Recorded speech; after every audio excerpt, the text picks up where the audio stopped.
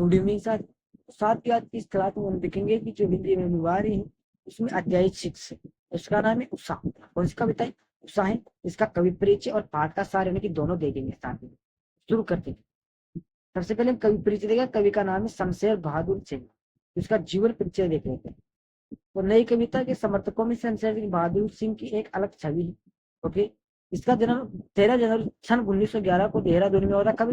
13 जनवरी को हुआ था, सन 1911 को हुआ था देहरादून। इसकी प्रारंभिक शिक्षा देहरादून में ही ये हुई। उन्होंने उच्च शिक्षा इलाहाबाद विश्वविद्यालय से प्राप्त की। उच्च शिक्षा यानी कि अच्छी शिक्षा उच्च यानी कि फर्स्ट सेकंड थर्ड ईयर के इलाहाबाद के विश्वविद्यालय से प्राप्त की शिक्षा की। चित्रकला में इसकी रुचि प्रारंभ से यानी कि प्रारंभ शुरू से हुई थी। इन्होंने प्रसिद्ध चित्रकार उल्लिख बंधुओं से चित्रकारी दर्शन किया। इन्होंने सुमित्रानंद पंत के पंत रूपा क्या नाम है, रूपाद रूपाभ रूपाभ में कार्य किया। इसके सुमित्रानंद पंत के पत्र में 1977 ईस्वी में चुका भी हूं नहीं में काव्य संग्रह पर इन्होंने साहित्य अकादमी पुरस्कार से नवाजा गया। यानी कि चुका भी हूं नहीं, इसमें आपको इन्होंने पुरस्कार से सम्मानित किया गया।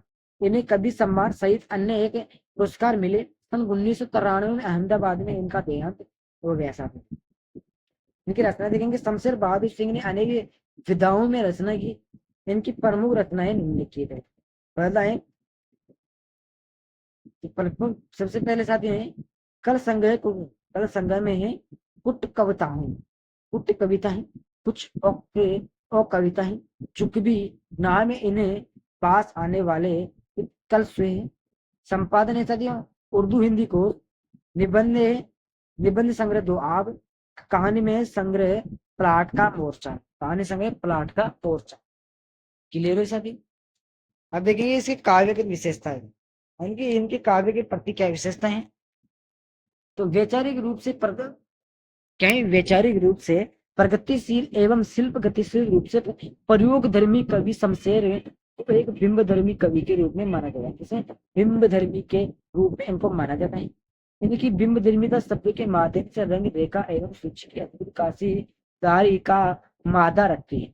इन्होंने अपनी कविताओं में समाज की यथार्थ स्थिति का भी चित्रण किया है। ये समाज में व्याप्त करीबी का चित्रण करते हैं। कवि ने प्रकृति के सौंदर्य का सुंदर वर्णन किया है। प्रकृति के नजदीक रहने के कारण इनके प्राकृतिक चित्र अत्यंत जीवंत लगते हैं। इनकी जीवन यानी कि अच्छे लगते हैं। सब कविताओं में प्रातःकालीन वातावरण का सजीव चित्रण किया गया है। क्लियर। शमशेर सिंह की कविता एक संधि स्थल पर खड़ी है। ये संधि एक और साहित्य चित्रकला और संगीत की है। तो दूसरी ओर मूर्तता और अमूर्तता की तथा के इंद्रिय के केंद्रीय और इंद्रियता की है।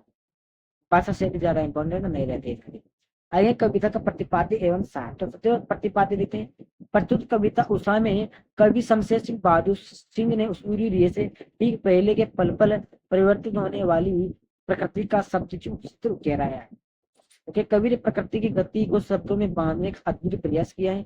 अद्भुत यानी कि बहुत सारे प्रयास किए हैं अनेक प्रकार के। कवि भोर की आसमानी की गति की दत्त की हलचल भरे जीवन से तुलना कर रहा है। इसलिए वह सूर्योदय के साथ वह जीवन परिवेश की कल्पना करता है। जो गांव की सुबह से जुड़ता है वह सिल है। राख से लिपा हुआ चौक है। और स्लेट की कालीमा पर चाक में रंग मलते अदृश्य बच्चों के नन्हे हाथ।